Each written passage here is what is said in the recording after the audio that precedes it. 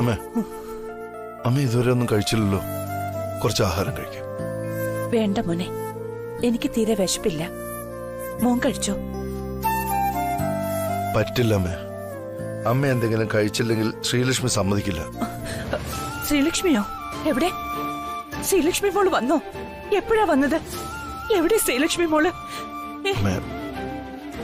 ഫോണിലേക്ക് നോക്കിയേ.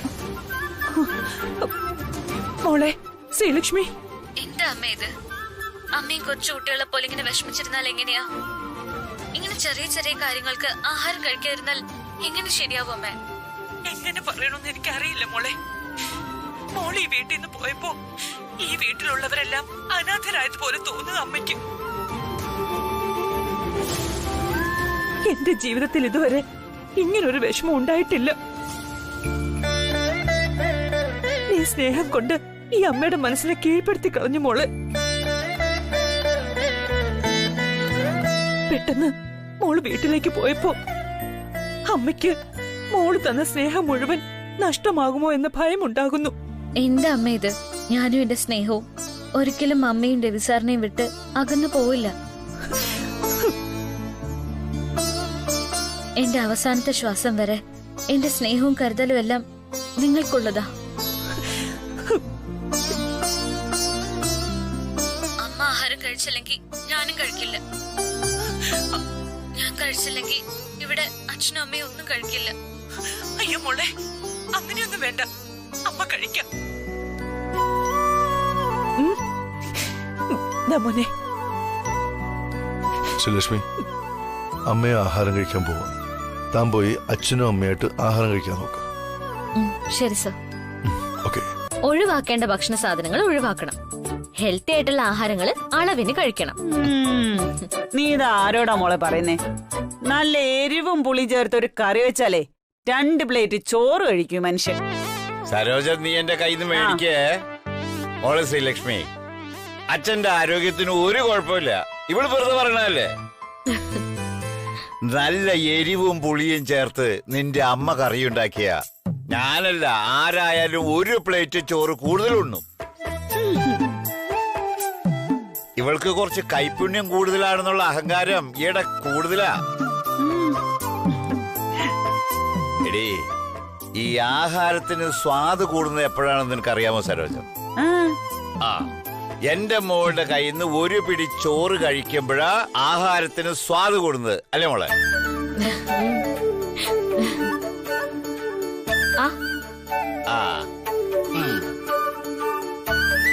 അങ്ങനെ നിങ്ങൾ മാത്രം സൂഹിക്കണ്ട മോളെ. അമ്മയ്ക്ക്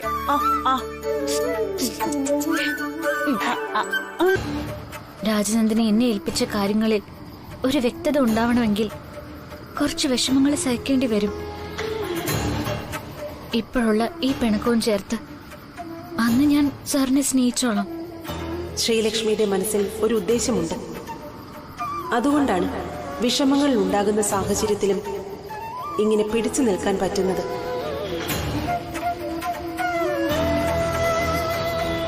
എന്നാൽ രവിക്ക് സംഭവിച്ചതും സംഭവിക്കുന്നതും എന്താണെന്ന് തിരിച്ചറിയാൻ സാധിക്കുന്നില്ല, അറിയുന്നില്ല. ആ കാരണം കൊണ്ട് ശ്രീലക്ഷ്മിയെ പിരിഞ്ഞിരിക്കാൻ ഒരിക്കലും രവിക്കാവില്ല. നിന്റെ ലക്ഷ്യത്തിലേക്ക് എത്തുന്നത് വരെ ഞാൻ ഒന്നിനെക്കുറിച്ചും ഇനി നിന്നോട് ചോദിക്കില്ല. നീയും രവിയും ഒരുമിച്ച് സന്തോഷത്തോടെ കഴിയുന്നത് കണ്ടിട്ട് വേണം എനിക്ക് മടങ്ങിപ്പോകാൻ. രവിക്ക് ശ്രീലക്ഷ്മിയോട് ഇപ്പോഴും എത്രമാത്രം സ്നേഹമുണ്ടെന്നറിയാൻ അധികം കാത്തിരിക്കേണ്ടി വരില്ല. നാളെ തന്നെ അത് ശ്രീലക്ഷ്മിക്ക് അറിയാൻ പറ്റും.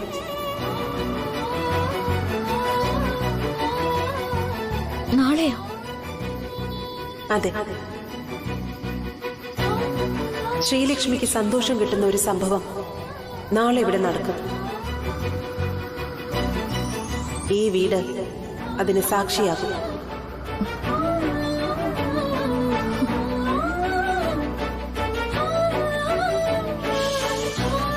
അങ്ങനെ കരുതിയതിന് ഒരു തെറ്റുമില്ല രാജാറാം.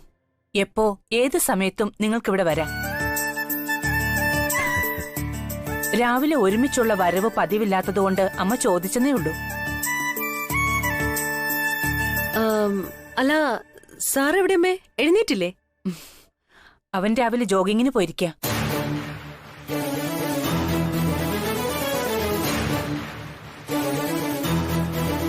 ശ്രീലക്ഷ്മി പോയതിനു ശേഷം വിളിക്കുകയോ മറ്റോ ചെയ്തിരുന്നോ അമ്മേ?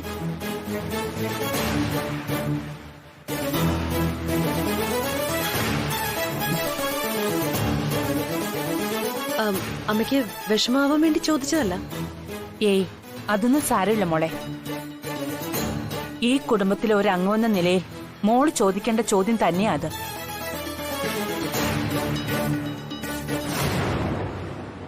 ശ്രീലക്ഷ്മി ഇന്നലെ രാത്രി വിളിച്ചിരുന്നു. അവള് കുറച്ചു ദിവസം അവിടെ പോയി നിൽക്കുമ്പോ അവളുടെ മനസ്സ് കുറച്ച് ശാന്തമാകുമെന്ന് വിചാരിക്കാം. അങ്ങനെ മനസ്സമാധാനം ഇല്ലാതാകാൻ മാത്രം ശ്രീലക്ഷ്മിക്ക് എന്താ അമ്മേ ഇവിടെ അത്രയും വലിയ പ്രശ്നം?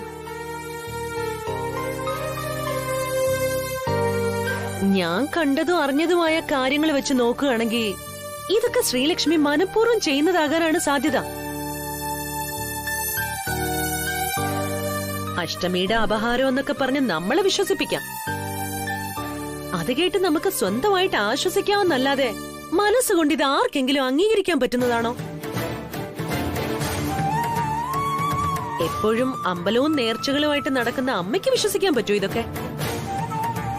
മാള ഇട്ടോണ്ടിരിക്കണ സമയം ദേ കയറി വരുന്നു എന്റെ സരസ്വതി വല്യമ്മ. ഒരേ പൂരത്തിന് പിന്നെ അടിയായി, കരച്ചിലായി. അവസാനം കറണ്ട് ഓഫീസിലെ ലൈൻമാൻ രാധാകൃഷ്ണൻ ചേട്ടനുമായിട്ട് എന്റെ കല്യാണം ഉറപ്പിച്ചു. ഞാൻ വിടുവോ?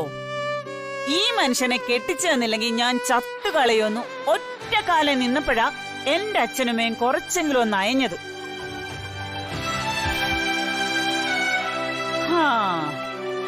സത്യം പറയാലോ രവി സാറേ, അന്ന് ഒറ്റ കാലം നിന്ന് ഇങ്ങേരെ വേണോന്ന് പറയാതെ 2 കാലം നിന്ന് രാധാകൃഷ്ണൻ ചേട്ടന്റെ കൂടെ പോകേണ്ടതായിരുന്നെന്ന് എനിക്കിപ്പൊ തോന്നാറുണ്ട്.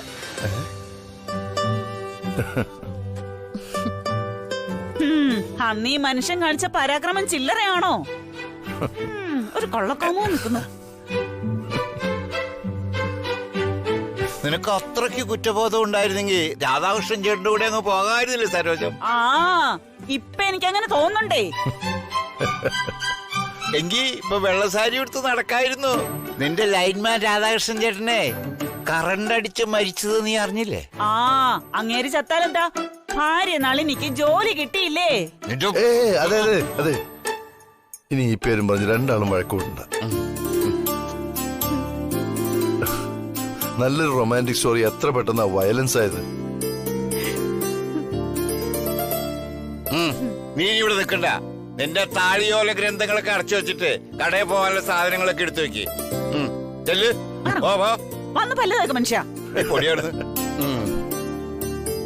ഞാനും സരോജം കടയിലേക്ക് പോകുമ്പോ മോളിവിടെ തനിച്ചാകൂലോ എന്നൊരു ഭയം ഉണ്ടായിരുന്നു. ഇപ്പൊ സാറ് വന്നല്ലോ. ഏയ്, അതോർത്ത് ശ്രീടച്ചൻ വിഷമിക്കണ്ട.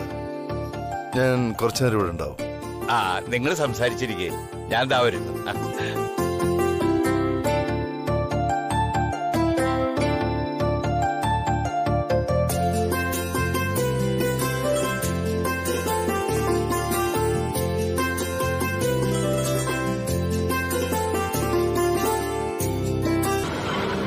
ശ്രീലക്ഷ്മി. അതെ, ഞാൻ ശ്രീലക്ഷ്മിയെ കുറിച്ചാ ഇത്രയും നേരവും സംസാരിച്ചുകൊണ്ടിരുന്നത്. മുഴുവൻ പ്രശ്നങ്ങളാണല്ലോ ബാലമ്മ. എന്തു പറയാനാ കുഞ്ഞ്? ശ്രീലക്ഷ്മി കുഞ്ഞ് വന്നു കേറിയപ്പോ മുതല് രവിക്കുഞ്ഞിനും എന്തൊക്കെയോ പ്രശ്നങ്ങൾ. ഗായത്രി അമ്മയെ മനസമാധാനത്തോടെ ഇരിക്കുന്ന കണ്ടിട്ട് നാളുകളേറെയായി. ചുരുക്കി പറഞ്ഞാൽ ശ്രീലക്ഷ്മി വലതുകാല് വെച്ച് ഈ വീട്ടിലേക്ക് കയറി വന്നതിന് ശേഷം എല്ലാവരുടെയും സമാധാനം പോയെന്നർത്ഥം.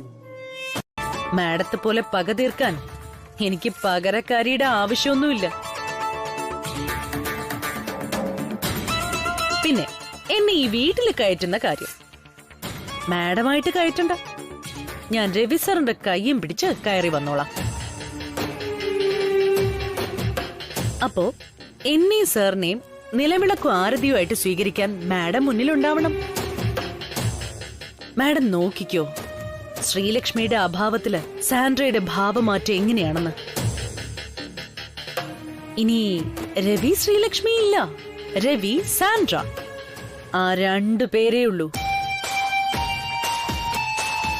രവി സാറിനെ കൊണ്ട് ഞാൻ എന്റെ കഴുത്തില് താലി കെട്ടിക്കും. മാഡത്തിന് അറിയാവുന്ന നാറിയ കളികളൊക്കെ മാഡം കളിക്ക്. നമുക്ക് നോക്കാം ആര് ജയിക്കുമെന്ന്. ഇത് സാൻഡ്രയാണ്, മുന്നിലും പിന്നിലും ബന്ധങ്ങളുടെ ഒരു കെട്ടുപാടും ഇല്ലാത്ത സ്വതന്ത്രയായ Sandra. Mind it, mind it, mind it, mind it, mind it, mind it, mind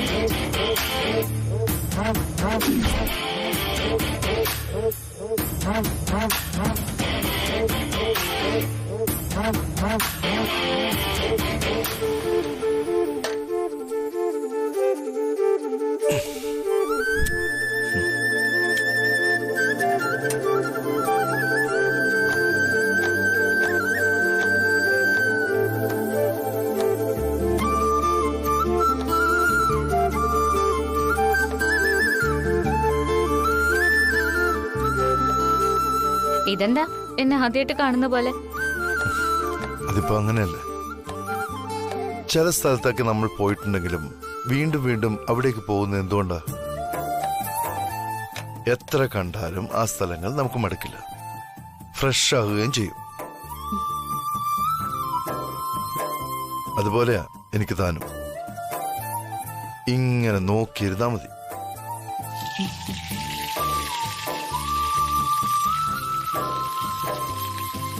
അല്ല, നേരത്തെ വിശക്കുന്നെന്ന് പറഞ്ഞല്ലോ. പറഞ്ഞ പോലെ വിശപ്പ് എന്തിനായിരുന്നെന്ന് ഇപ്പോഴല്ലേ എനിക്ക് മനസ്സിലായത്.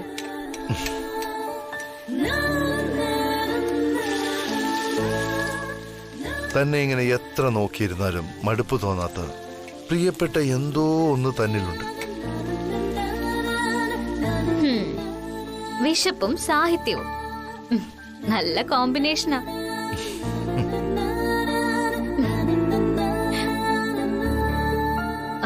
ഞാനൊരു കാര്യം ചോദിക്കട്ടെ? നമ്മുടെ പഴയ കാലൊക്കെ സാർ എപ്പോഴും ഓർക്കാറുണ്ടോ? ഓർക്കുന്ന എന്തിനാണോ? ഞാൻ ജീവിക്കുന്നത് തന്നെ അതിലല്ലേ. എന്റെ 2ാം ജന്മം എന്ന് പറയുന്നതിന്റെ തുടക്കവും തുടർച്ചയും എല്ലാം താനല്ലേ.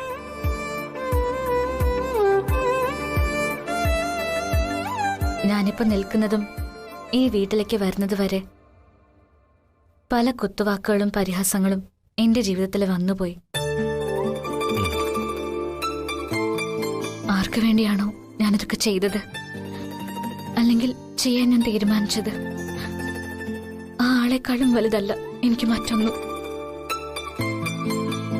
എല്ലാ കാലത്തും എന്നോടൊപ്പം ജീവിക്കുന്നതാണ് കൂടുതൽ ഇഷ്ടംന്ന് ആ വ്യക്തി തന്നെ പറയുമ്പോ മൗനത്തിനപ്പുറം സന്തോഷം കൊണ്ട് കണ്ണു നിറഞ്ഞൊരു സംതൃപ്തി കൂടിയുണ്ട് എനിക്ക്. എന്നെ മടുക്കാത്ത ഒരാളെയാണ് എനിക്ക് കിട്ടിയെന്ന് ഓർക്കുമ്പോ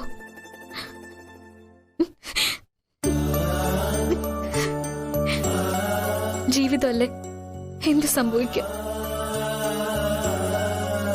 പക്ഷെ എന്നെ മാത്രം ഒഴിവാക്കരുത് sir. Sreelakshmi, come on, cheer up.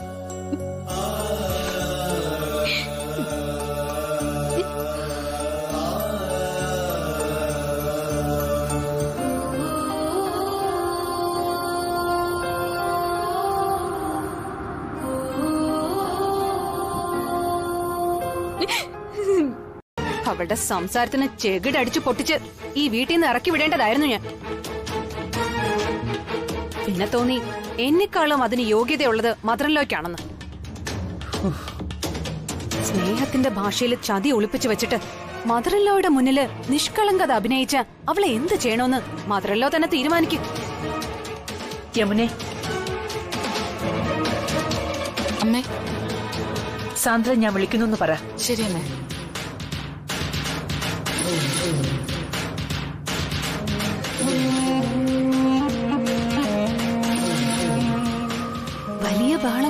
വേണ്ട മദറല്ലോ, കണ്ണിൽ കൂടി പൊന്നീച്ച പറക്കുന്ന ഒരു അടി,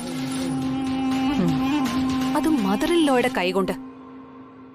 അതവൾ അർഹിക്കുന്നുണ്ട്. ഇനി ഒരിക്കലും ഈ വീട്ടില് കയറി പോവരുതെന്നും പറയണം.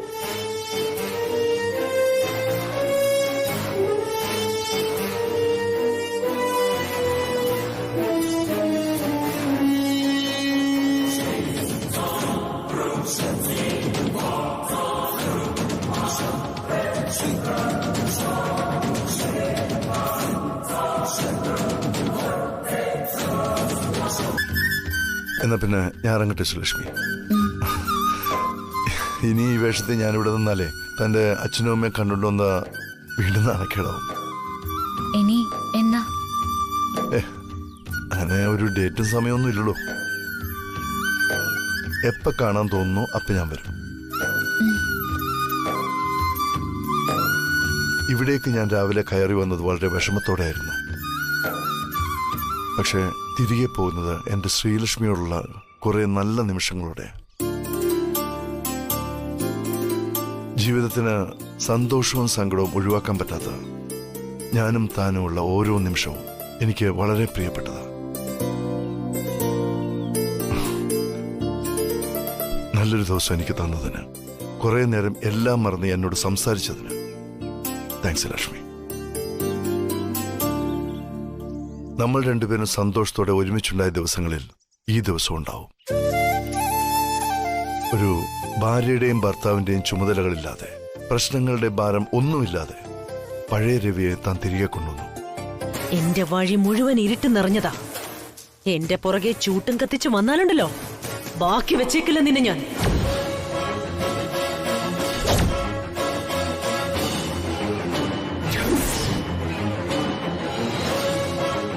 സാൻഡ്രോ ഒരു വശത്തുനിന്ന് തുടങ്ങിയിട്ടേ ഉള്ളൂ. എന്നെ ഇല്ലാതാക്കാൻ നിന്റെ ആവനാഴിയിലെ അമ്പുകള് മതിയാകാതെ വരും രേഖ മാഡം. അതുകൊണ്ട് മാഡം ഒരു മൂലക്കിരുന്ന് കളി കാണും.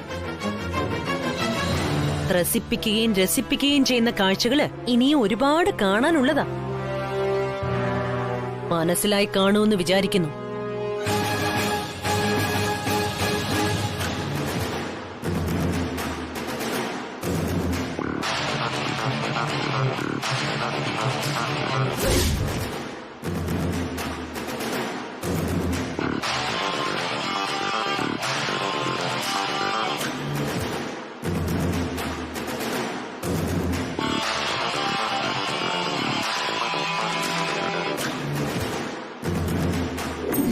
അമ്മേ നാരായണ, ദേവീ നാരായണ, ലക്ഷ്മീ നാരായണ, ഭദ്രേ നാരായണ, അമ്മേ നാരായണ, ദേവീ നാരായണ, ലക്ഷ്മീ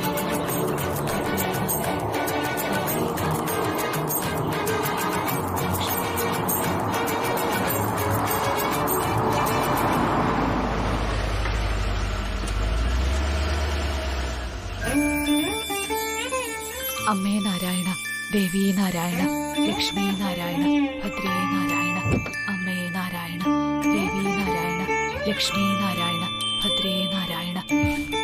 നമസ്കാരം. അമ്മേ നാരായണ, ദേവീ നാരായണ, ലക്ഷ്മീ നാരായണ, ഭദ്രേ നാരായണ. കാർമേഘങ്ങളെല്ലാം പെയ്തൊഴിഞ്ഞ് തെളിഞ്ഞ ആകാശം പോലെ ഈ ഇടക്കാലങ്ങളിൽ നല്ലൊരു ദിനം. മനസ്സിലുള്ള വിദ്വേഷങ്ങളും പരിഭവങ്ങളും പരസ്പരം മാറ്റിവെച്ച് മനസ്സ് തുറന്ന് സംസാരിച്ച് ഭാര്യയുടെ ആഗ്രഹങ്ങൾ സാധിച്ചു കൊടുത്ത ഒരു ഭർത്താവിന്റെ സംതൃപ്തി ഉണ്ട് മോന്റെ മുഖത്ത്. നിങ്ങൾ രണ്ടാളും കോളനിയിൽ നിന്ന് പോയപ്പോ എനിക്ക് എന്ത് വിഷമായെന്നറിയോ? പാവ ശ്രീലക്ഷ്മിക്ക് ഒരുപാട് വിഷമായി. അങ്ങനെ ഒരു സാഹചര്യത്തിൽ അപ്പൊ ഞങ്ങൾക്ക് അങ്ങനെയൊക്കെ ചെയ്യേണ്ടി വന്നു. ദീപുവിന് ഞങ്ങളോട് ദേഷ്യമൊന്നുമില്ലല്ലോ. അയ്യോ ഇല്ലെങ്കിലേ, എനിക്ക് നിങ്ങൾ പോയതിൽ വിഷമേ ഉള്ളൂ. ഇപ്പൊ ഹാപ്പിയാണ്. രണ്ടാളെ നേരിട്ട് കാണാൻ സാധിച്ചല്ലോ. അല്ല, കൃഷ്ണ എവിടെ? അവളെയും കൂട്ടി വരായിരുന്നില്ലേ നിനക്ക്? കൃഷ്ണയ്ക്ക് ഓഫീസിൽ ഒരുപാട് ജോലിയുണ്ട് ആന്റി, അതാ വരാഞ്ഞത്. രണ്ടാൾക്ക് ഒരുമിച്ച് ലീവ് കിട്ടില്ലല്ലോ. പിന്നെ അച്ഛനും ഇങ്ങോട്ട് വരണമെന്ന് പറഞ്ഞു ഭയങ്കര നിർബന്ധമായിരുന്നു. പക്ഷെ ഞാൻ അച്ഛനറിയാതെ ആദ്യമേ ഇങ്ങ് പുറപ്പെട്ടു. അച്ഛനെ ഞാൻ പറ്റിച്ചു. ത്രിവിക്രമൻ ഇങ്ങോട്ട് വരണമെന്ന് ആഗ്രഹം പറഞ്ഞിരുന്നെങ്കിൽ നിനക്ക് ഇങ്ങോട്ട് കൂട്ടിക്കൊണ്ടുവരായിരുന്നില്ലേ? ആ, ഒരു ദിവസം കൊണ്ടുവരാം. ആ ദീപു ഇരിക്കെ, ഞാൻ ചായ എടുക്കാം. ഇരിക്കെ. പിന്നെ എന്തൊക്കെയുണ്ട് മോനെ വിശേഷം? അങ്ങനെ പോകുന്നു.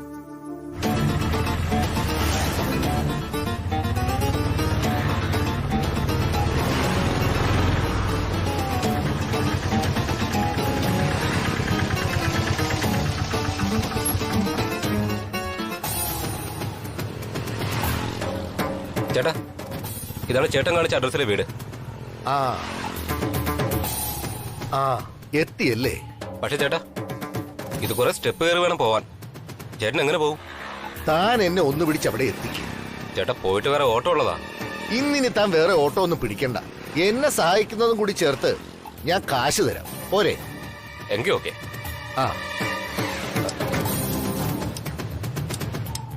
നോക്കി.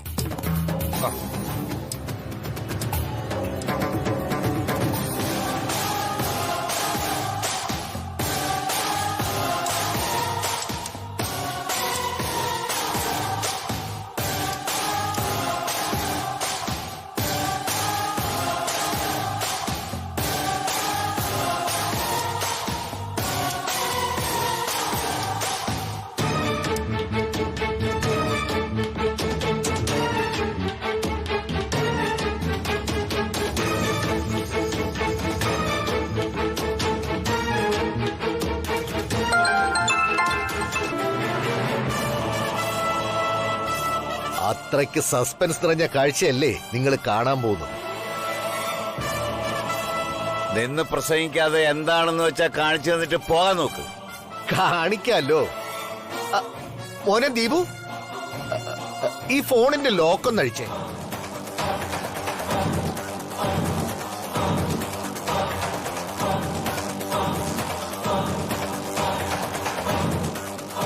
അഴിച്ചോ? ഇനി ആ ഗാലറി ഓപ്പൺ ചെയ്തേ.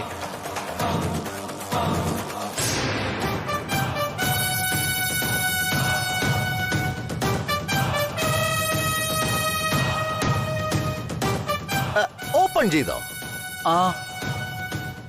ഇനി ആ ഫോട്ടോ എല്ലാവരെയും ഒന്ന് കാണിച്ചേ.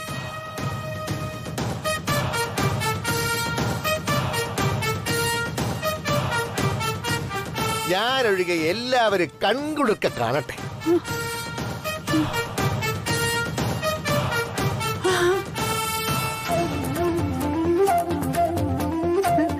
അയ്യോ, ഇത് മോളുടെ ഫോട്ടോയാണല്ലോ.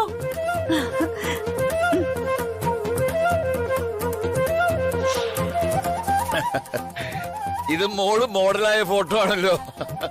ഇപ്പൊ ഞാൻ പറഞ്ഞ പോലെ ആദ്യം എല്ലാരും ഒന്ന് ഞെട്ടിയില്ലേ? സത്യം പറഞ്ഞ അച്ഛന്റെ സംസാരം കേട്ടപ്പോ ഞാൻ ഉൾപ്പെടെ എല്ലാവരും ഞെട്ടിപ്പോയി. അത് ഞാൻ ചുമ്മാ എല്ലാരെയും ഞെട്ടിക്കാവെന്ന് പറഞ്ഞെന്നേ ഉള്ളൂ. ഒരു നിമിഷമെങ്കിലും നിങ്ങൾ എല്ലാവരെയും കരുതിയില്ലേ ഞാൻ ആ പഴയ ത്രിവിക്രമനാണെന്ന്? സത്യം. എന്തായാലും ഈ ഫോട്ടോ ഇപ്പൊ കണ്ടതിൽ സന്തോഷം. അന്നേ ഒരു മിന്നായം പോലെ കാണാനേ പറ്റുള്ളൂ. ഇതിലൊരു ഫോട്ടോ ഫ്രെയിം ചെയ്ത് ഇവിടെ വെക്കണം. എന്ത് ഭംഗിയാ മോളെ ഇതിൽ കാണാന്. സാക്ഷാൽ മഹാലക്ഷ്മിയെ പോലെയുണ്ട്. ഇങ്ങോട്ട് തന്നെയാണ് തിരികെ വരേണ്ടതെന്ന് മറക്കരുത് ത്രിവിക്രമ. ഈ രേഖയെ പറ്റിച്ചിട്ട് ഇവിടെ ജോലി ചെയ്ത് സുഖിച്ചു കഴിയാമെന്ന് കരുതണ്ട താൻ. താൻ ആരെയാണ് പറ്റിച്ചെന്ന് തനിക്ക് ശരിക്കും അറിയില്ല. അത് തന്നെയാ എനിക്കും പറയാനുള്ളത്. ആരാരെയാണ് പറ്റിച്ചതെന്ന് ഞാൻ പറയണോ മാഡം? എനിക്ക് പണ്ടേ സിക്സ്ത് സെൻസ് അല്പം കൂടുതലാ. ത്രിവിക്രമന്റെ കണ്ണേ പോയുള്ളൂ. തലച്ചോറ് അതുപോലെ അവിടെ തന്നെ ഉണ്ട്. എന്നെ കുറിച്ച് മാഡം എന്താ കരുതിയിരിക്കുന്നത്? ഈ ത്രിവിക്രമൻ വെറും മണ്ടനാണെന്നോ? ആരും അറിയാതെ എനിക്ക് മാഡം സ്വർണ്ണാഭരണങ്ങൾ തന്നപ്പോഴേ എനിക്ക് സംശയം ഉണ്ടായിരുന്നു. കൂടെ നിൽക്കുന്നവരെ സംശയിക്കാൻ പാടില്ലല്ലോ. അതുകൊണ്ട് അതങ്ങ് തീർക്കാൻ ഞാൻ എന്റെ ഒരു സുഹൃത്തിന്റെ ജുവലറി കൊണ്ടുപോയി സ്വർണം ഒന്ന് ഉരച്ചു നോക്കി. അപ്പോഴല്ലേ മനസ്സിലായത് മാഡം തന്നതൊന്നും സ്വർണമായിരുന്നില്ല, നല്ല 916 മുക്കുവണ്ണമായിരുന്നു. ത്രിവിക്രമ, നിങ്ങളെ ആരോ പറ്റിച്ചതാ. അതെ, പറ്റിച്ചത് തന്നെയാണ്. വേറെ ആരുമല്ല, മാഡം തന്നെ. ഞാൻ എന്തിനാ തന്നെ പറ്റിക്കുന്നേ? ഞാൻ എന്തിനാ നിങ്ങൾക്ക് ഗോൾഡ് കവറിംഗ് തരുന്നേ? താൻ എന്നെ തെറ്റിദ്ധരിച്ചിരിക്കുക. അത് ഒറിജിനൽ ഗോൾഡ് തന്നെയാണ്. അഭിനയം നന്നായിട്ടുണ്ട് മാഡം. പക്ഷെ ഇങ്ങനത്തെ നമ്പരൊക്കെ ഈ ത്രിവിക്രമൻ പണ്ടേ ഇറക്കിയതാ. മാഡം ഇത്രയും ചീപ്പായിരിക്കുമെന്ന് ഞാൻ വിചാരിച്ചതേ ഇല്ല കേട്ടോ. ത്രിവിക്രമ, സൂക്ഷിച്ച് സംസാരിക്കണം. ഞാൻ ആരാണെന്ന് തനിക്കറിയില്ല. അയ്യോ മാഡം, പേടിപ്പിക്കല്ലേ. ഞാനേ മാഡത്തിന്റെ വീട്ടിലെ ജോലിക്കാരനല്ല, ത്രിവിക്രമനാ, ത്രിവിക്രമൻ. മാഡം പറഞ്ഞ പോലെ മാഡം ആരാണെന്ന് എനിക്കറിയില്ല. പക്ഷെ ഈ ത്രിവിക്രമൻ ആരാണെന്ന് ശരിക്കും മാഡം ഇനി അറിയാൻ പോകുന്നതേ ഉള്ളൂ. മാഡത്തിന്റെ കയ്യിൽ നിന്ന് മുക്കുകൊണ്ടമല്ലാത്ത നല്ല 24 കാരറ്റ് ഗോൾഡ് വാങ്ങിക്കാനുള്ള മരുന്ന് മാഡമായിട്ട് എന്റെ കയ്യിൽ കൊണ്ട് തന്നിട്ടുണ്ട്. സമയാസമയത്തിന് മാഡത്തിന് എല്ലാം മനസ്സിലാവും. പക്ഷെ പലപ്പോഴും സാറിന്റെ മൗനത്തിൽ ഞാൻ സന്തോഷം കണ്ടെത്തിയിരുന്നു. പക്ഷെ അതെല്ലാം അറിഞ്ഞിട്ടും അറിയാത്തതുപോലെ പച്ചയായിട്ട് സാറിനെ തിരസ്കരിച്ചു. അന്ന് സാറെന്തോ മൂഢസ്വർഗത്തിലായിരുന്നു, ശ്രീലക്ഷ്മി എന്ന സ്വർഗത്തില്. വിശ്വാസത്തെക്കുറിച്ച് എപ്പോഴും വാതോരാതെ സംസാരിക്കുന്ന സാറിന്റെ വിശ്വാസ പ്രമാണങ്ങൾ എല്ലാം കാറ്റിൽ പറത്തിയായിരുന്നു ശ്രീലക്ഷ്മിയുടെ പ്രവൃത്തികൾ മുഴുവൻ.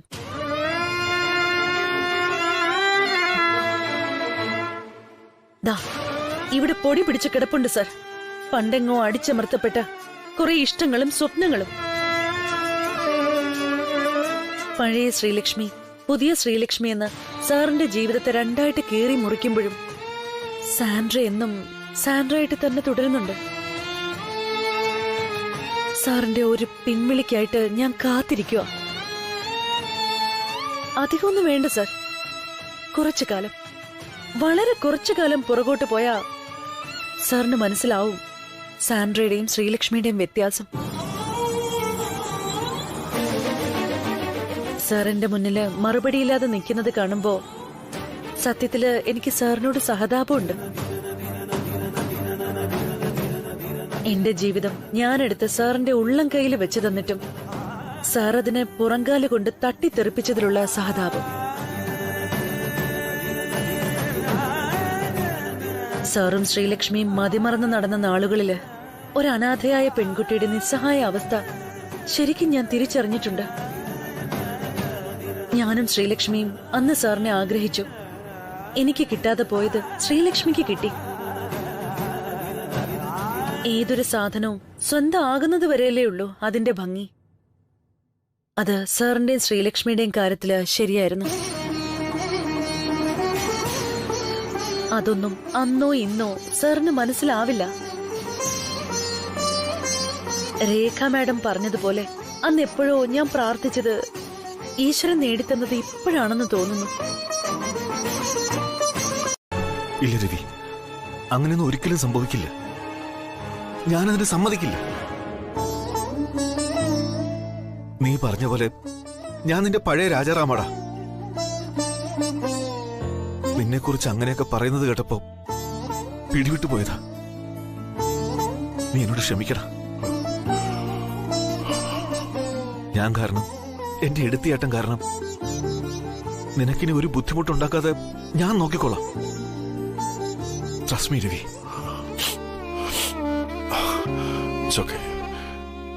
നീ നിന്റെ ദേഷ്യം ഒന്ന് കൺട്രോൾ ചെയ്യണം. അതിനാ ഞാൻ ഇത്ര സംസാരിച്ചത്. ചില സമയങ്ങളിൽ എടുത്തിയാട്ടത്തെക്കാൾ കൂടുതൽ നല്ലത് സംയമന രാജാറാം. നമ്മൾ പോരാടുന്നത് പകയോടെ എന്റെ മുന്നിൽ വരാത്ത ശത്രുവിനോടും പ്രണയത്തോടെ എന്റെ മുന്നിലുള്ള ശ്രീലക്ഷ്മിയുടെ ജീവിതത്തോടും. രണ്ടിലൊരിക്കൽ വിജയിക്കണം. അതിന് എന്റെ വലതുവശത്തായി നീ ഉണ്ടാകണം രാജാറാം. എന്റെ ഒടുങ്ങാത്ത പകയിലും പ്രണയത്തിലും നിന്റെ സാന്നിധ്യം എനിക്ക് വേണം.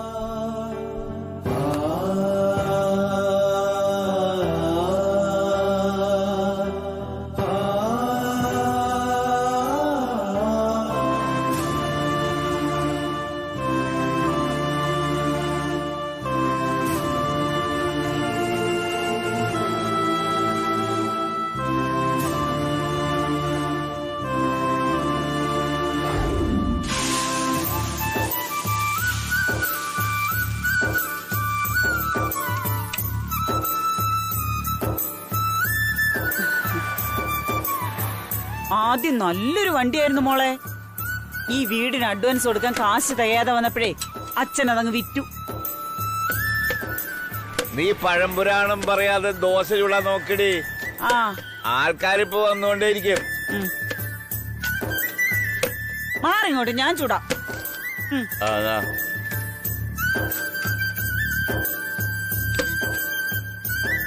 എന്താ മോളെ ഇത്? മോള് നിനക്ക് ചെയ്യണത്? മോൾ അതൊക്കെ അവിടെ വെച്ചിട്ട് അവിടെ ഞാൻ പോയിരിക്കും. ഇതൊക്കെ അച്ഛൻ ചെയ്തോളാം. മാറിയിരുന്ന് റെസ്റ്റ് എടുക്കാനാണെങ്കിൽ എനിക്ക് വീട്ടിലിരുന്നാ പോരായിരുന്നില്ല അച്ഛാ.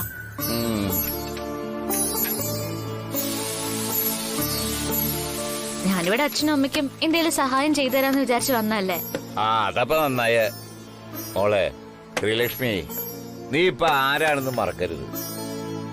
അച്ഛാ, ഇതൊക്കെ എനിക്ക് കുറച്ചു നാളുകൾക്ക് മുമ്പുണ്ടായ സ്റ്റാറ്റസാ. അതിനു മുൻപ് ഞാൻ നീരേറ്റ് കോളനിയിലെ സുദർശന ഭവനത്തിലെ സുദർശന്റെ ഒരേ ഒരു മകൾ മാത്രമായിരുന്നു. ഒരു ഇടത്തരം കുടുംബത്തിൽ ജനിച്ച ഒരു സാധാരണ നാട്ടുമ്പുറത്തുകാരി പെൺകുട്ടിയായ എനിക്ക് ഇനി എന്ത് വലിയ സ്റ്റാറ്റസ് ഉണ്ടായാലും പഴയതൊന്നും മറക്കാൻ എനിക്കാവില്ല. ഇനി എന്ത് വലിയ സ്റ്റാറ്റസ് ഉണ്ടായാലും പഴയതൊന്നും മറക്കാൻ എനിക്കാവില്ല. ഞാൻ ഒരിക്കലും പുതിയൊരാളാവാൻ ശ്രമിക്കേയില്ല. അങ്ങനെ ഞാൻ മാറിയാൽ അതെന്റെ അച്ഛന്റെ അമ്മയുടെയും വളർത്തുദോഷായേ കാണുന്നവർക്ക് തോന്നും. ഞാൻ വളർന്ന സാഹചര്യവും അച്ഛന്റെ അമ്മയുടെയും കഷ്ടപ്പാടും ഞാൻ ഒരിക്കലും മറക്കില്ല.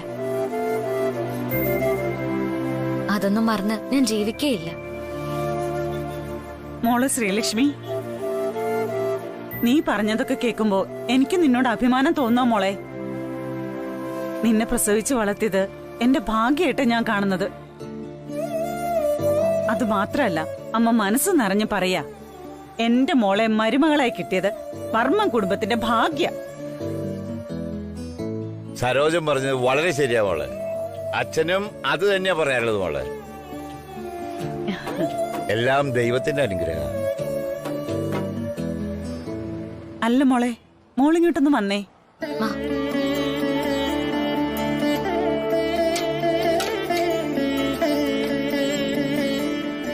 അമ്മ മോളോടൊരു കാര്യം ചോദിക്കണമെന്ന് ആലോചിച്ചിരുന്നു. ഇപ്പോ വർമ്മൻ കുടുംബം എന്ന് പറഞ്ഞപ്പോഴാണ് അത് ഞാൻ ചോദിച്ചില്ലല്ലോ എന്ന് ആലോചിച്ചത്. രവിസാറിന്റെ നല്ല മനസ്സിനെ കുറിച്ച് അമ്മയ്ക്കറിയാം. എന്നാലും അവിടെ നിനക്ക് സുഖമല്ല. അച്ഛനും അമ്മയും വീട്ടിലേക്ക് പോയിക്കൊള്ളൂ. എനിക്കൊന്ന് ടൗൺ വരെ പോണം. ഞാൻ പോയിട്ട് നേരെ വീട്ടിലോട്ട് വരാം. അതിന് മോളെന്തിനാ പോകുന്നത്? മോക്ക് എന്തെങ്കിലും വേണമെങ്കിൽ അച്ഛനോട് പറ, അച്ഛൻ പോയി വാങ്ങിച്ചോണ്ട് വരാം. മോൾ അമ്മയുടെ കൂടെ വീട്ടിലേക്ക് വെക്കും. അതെ മോളെ, അതാ നല്ലത്. അയ്യോ അമ്മ, ഞാൻ തന്നെ പോയാലേ ശരിയാവൂ. അതാ. എന്താ മോളെ ഇത്? ദേ, നീ പോവാണെന്ന് പറഞ്ഞപ്പോ തന്നെ നിന്റെ അച്ഛന്റെ മുഖം മാറിയത് കണ്ടോ? നീ വന്നപ്പോ തൊട്ട അച്ഛന്റെ മുഖത്ത് ഇത്രയും സന്തോഷം കാണുന്നത്. നിനക്കെന്താ വേണ്ടെന്ന് വെച്ചാ അച്ഛൻ വാങ്ങിച്ചോണ്ട് വരും. അതാ അച്ഛന് സന്തോഷം. അച്ഛാ, അത് ഞാൻ കൃഷ്ണനോട് ഷോപ്പിങ്ങിന് ചെല്ലാന്ന് വാക്ക് കൊടുത്തുപോയി. അതല്ലേ. ഇനിയിപ്പോ ഞാൻ ചെന്നില്ലെങ്കിൽ കൃഷ്ണയ്ക്ക് അത് വിഷമാവും.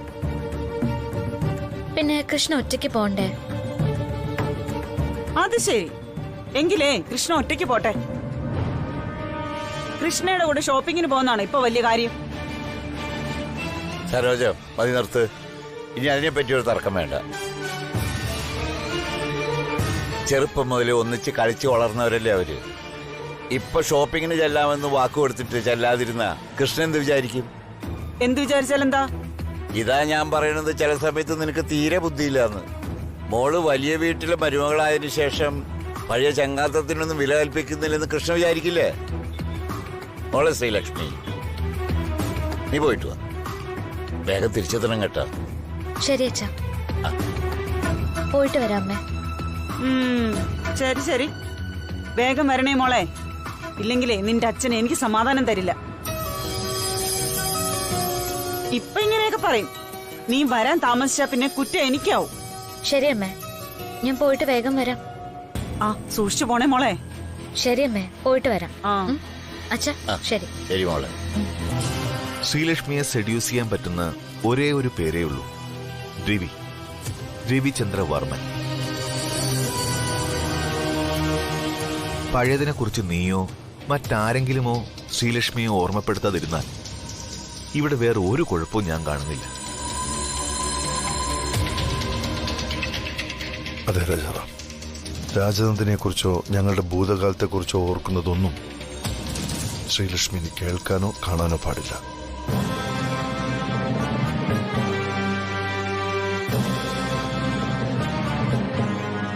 അതിന് പഴയതെല്ലാം ഇല്ലാതാക്കണം.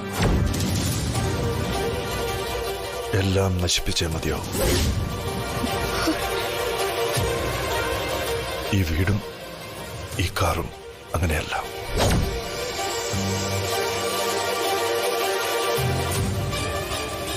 ഓർമ്മകളിൽ ദുഃഖിച്ച് ജീവിക്കുന്നതിനേക്കാൾ നല്ലത് സത്യത്തെ തിരിച്ചറിഞ്ഞ് അതിനുവേണ്ടി ചെയ്യാവുന്നതൊക്കെ ചെയ്ത് സന്തോഷത്തോടെ ജീവിക്കുന്നതല്ലേ രാജാവ്.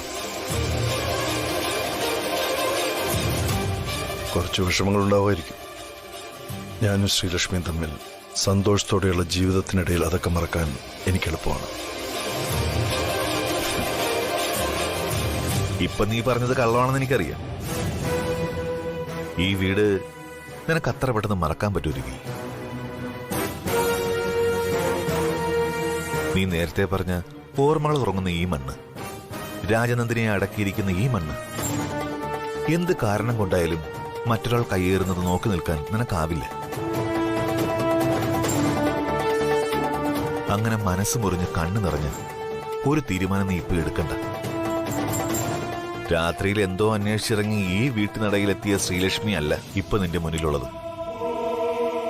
ഇപ്പോ ശ്രീലക്ഷ്മി കറക്റ്റ് ട്രാക്കിലാണ്.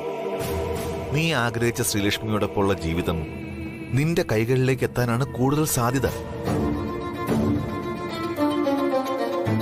ഇനിയും ശ്രീലക്ഷ്മി പഴയതുപോലെ ആവാതിരിക്കണം എന്നുള്ളതാണ് നമ്മുടെ ഉത്തരവാദിത്വം.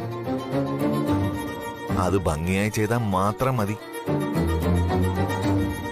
ഇനി ചികിത്സ കൊണ്ടാണ് ഭേദമായതിന്റെ ലക്ഷണങ്ങൾ കാണുന്നതെങ്കിൽ ഇനിയും സിറ്റിംഗ് ഉണ്ടല്ലോ. അതിന്റെ അവസാനം നമുക്ക് തീരുമാനിക്കാം ഇനി എന്തും.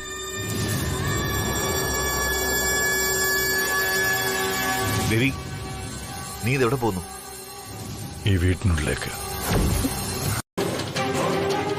രവി, വേണ്ട രവി,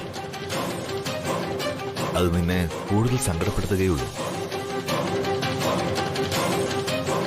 അറിഞ്ഞു വെച്ചുകൊണ്ട് വിഷമങ്ങൾ അങ്ങോട്ട് പോയി വാങ്ങണ്ട. 20 വർഷം കഴിഞ്ഞു ഇതിനകം ഒന്ന് കണ്ടിട്ട്. ഇതുവരെ അകത്തേക്ക് കയറണം തോന്നിയിട്ടുമില്ല. പക്ഷെ ഇപ്പൊ എന്നെ അകത്ത് നിന്ന് ആരോ വിളിക്കുന്നത് പോലെ,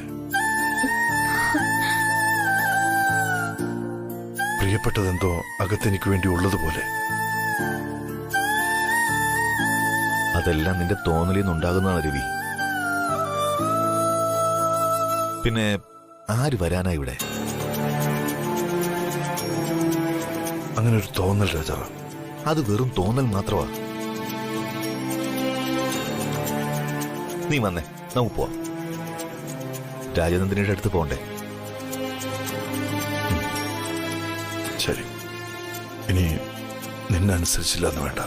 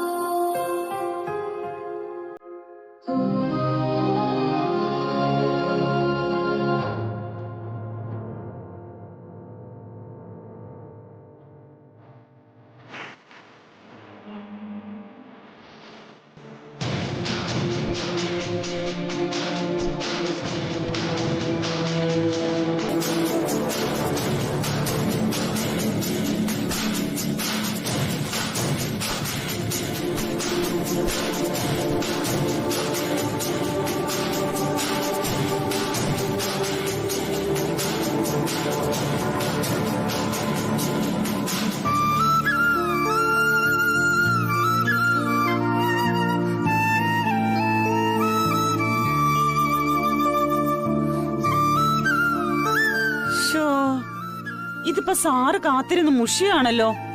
അവൾ എന്തോ ഇനി മാത്രം വാങ്ങി കൂട്ടുന്നത്. ഇപ്പൊ വരും സരോജം. ഇപ്പോഴത്തെ കുട്ടികളല്ലേ, ഷോപ്പിങ്ങിന് എന്നൊക്കെ പറഞ്ഞു പോയാ സമയം പോകുന്നവര് ശ്രദ്ധിക്കില്ലല്ലോ. സാറ് വന്ന കാര്യം അവൾ അറിഞ്ഞു കാണില്ല. ഞാനൊന്ന് വിളിച്ചു നോക്കാം. ഞാൻ വിളിച്ചു നോക്കിയതാ, ബട്ട് ഔട്ട് ഓഫ് കവറേജ്. ഞങ്ങളും ഇങ്ങോട്ടുള്ള വരവ് പ്ലാൻ ചെയ്തിരുന്നില്ലല്ലോ. അതാ ശ്രീലക്ഷ്മിയെ ഇൻഫോം ചെയ്യാനാകാഞ്ഞത്. No problem. ഞാൻ ശ്രീലക്ഷ്മിയെ കാത്തിരുന്ന് മുഷിഞ്ഞു എന്നൊന്നും വിചാരിക്കണ്ട. ശ്രീലക്ഷ്മി വരുമ്പോ ഞാൻ വന്നിരുന്നു എന്ന് പറഞ്ഞാൽ മതി. പോകുന്ന വഴിയിൽ ഞങ്ങളൊന്ന് അന്വേഷിക്കാം. അജറാ, നമുക്കിറങ്ങാം.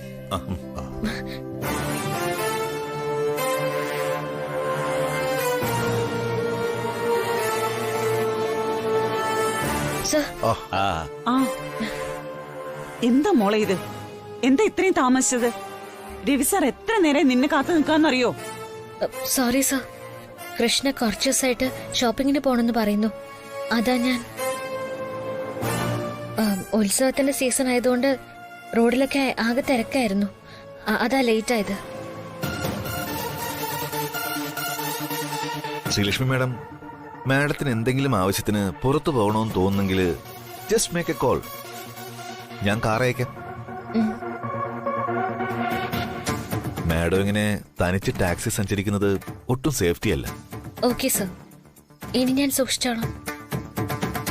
അല്ല, ശ്രീലക്ഷ്മി ഷോപ്പിങ്ങിന് പോയതാണെന്ന് പറഞ്ഞിട്ട് കയ്യിൽ കവറൊന്നും കാണുന്നില്ലല്ലോ. അത് ഞാനൊന്നും വാങ്ങിയില്ല ദീപു. കൃഷ്ണയ്ക്ക് വേണ്ടിയാ ഞങ്ങൾ ഷോപ്പിങ്ങിന് പോയത്. ആണോ? എന്നാലും കൃഷ്ണനെ വിളിക്കാതെ പോയല്ലോ. വീട്ടിലോട്ട് പോയിട്ട് കാണിച്ചു കൊടുക്കുന്നുണ്ടാവും. എന്താണോ തന്നെ ആലോചിക്കുന്നത്? ഒന്നുമില്ല സർ. കൂടുതലൊന്നും താനിപ്പോ ആലോചിക്കണ്ട. കഴിഞ്ഞതൊക്കെ കഴിഞ്ഞു. ഇപ്പോഴത്തെ ഈ വിഷമത്തിനൊക്കെ നാളെ ഒരു സന്തോഷം ഉണ്ടാവും. അല്ലെങ്കിൽ ഒരുമിച്ച് ജീവിക്കാൻ നമുക്കിനി സമയമായിട്ടില്ലെന്ന് കരുതാം. പിന്നെ ഞാനൊരു കാര്യം പറഞ്ഞാൽ തനിക്ക് വിഷമമൊന്നും ഉണ്ടാകരുത്.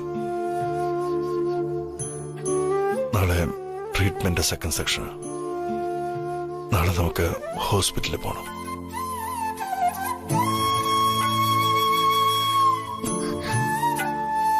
ഇത് പറയാനാണ് സർ വന്നത്?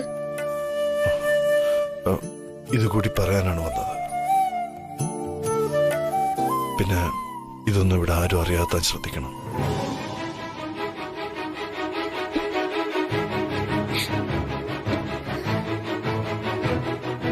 എന്താ ശ്രീലക്ഷ്മി ഇത്? കൊച്ചുകുട്ടികളെ പോലെ ഇത്രയും മൂഡ് ഓഫ് ആവേണ്ട കാര്യമൊന്നുമില്ലല്ലോ. എല്ലാം നല്ലതിന് വേണ്ടിയല്ലേ. വിഷമിക്കാതെ. വിഷമിക്കാതെ പിന്നെ സന്തോഷിക്കണം സർ. ആരെങ്കിലും ആഗ്രഹിക്കുന്ന കാര്യമാണോ എന്റെ ജീവിതത്തിൽ ഇപ്പൊ ഉണ്ടാവുന്നത്? Sreelakshmi, please understand. ഇപ്പൊ വിഷമമായി തോന്നിയാലും കുറച്ച് നാളുകൾക്ക് ശേഷം നമ്മൾ സന്തോഷമായിട്ടിരിക്കുമ്പോൾ ഇതൊക്കെ ചെറിയൊരു ചിരിയോടെ ഓർത്തെടുക്കാനുള്ള ഓർമ്മകൾ മാത്രമായിരിക്കും. Trust me, please Sreelakshmi. എനിക്കറിയാം സർ, ഇതൊന്നും ആകസ്മികമായി സംഭവിച്ചതല്ല. എല്ലാം എന്റെ നിയോഗം. ദൂരേക്ക് വലിച്ചെറിയേണ്ട എന്റെ സ്നേഹത്തെ എന്നെ സാർ എപ്പോഴും ചേർത്ത് പിടിച്ചിരിക്കുന്നതില എനിക്ക് അത്ഭുതം. അങ്ങനെ വലിച്ചെറിയാൻ പറ്റുന്നത് ഒന്നാണോ ശ്രീലക്ഷ്മി എനിക്ക് താൻ? ഈ ലോകത്ത് എന്റേതെന്ന് പറയാൻ എനിക്ക് താനല്ലേ ഉള്ളൂ. മുമ്പ് വായി മുറിഞ്ഞു പറഞ്ഞതിനും പെരുമാറിയതിനും താൻ എന്നോട് ക്ഷമിക്കണം.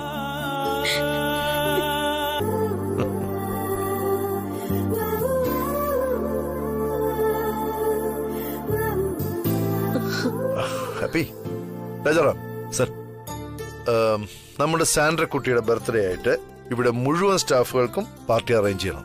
Okay sir. ഇനി സാൻഡ്രക്ക് എന്താ സ്പെഷ്യൽ ആയിട്ട് വേണ്ടത്? എന്തായാലും പറയാം. സർ, എന്റെ ബർത്ത്ഡേ എനിക്ക് വലിയൊരു ബിഗ് ഡേ ഒന്നുമല്ല. എന്നത്തെയും പോലെ ഒരു ദിവസം, അത്രേ ഉള്ളൂ. ഈ ഓഫീസിൽ വന്നതിന് ശേഷം ആ ദിവസത്തിന് എന്തുമാത്രം പ്രത്യേകതകൾ ഉണ്ടെന്ന് ഞാൻ മനസ്സിലാക്കുന്നത്. സാറിന്റെ ഒരു ഹഗ്.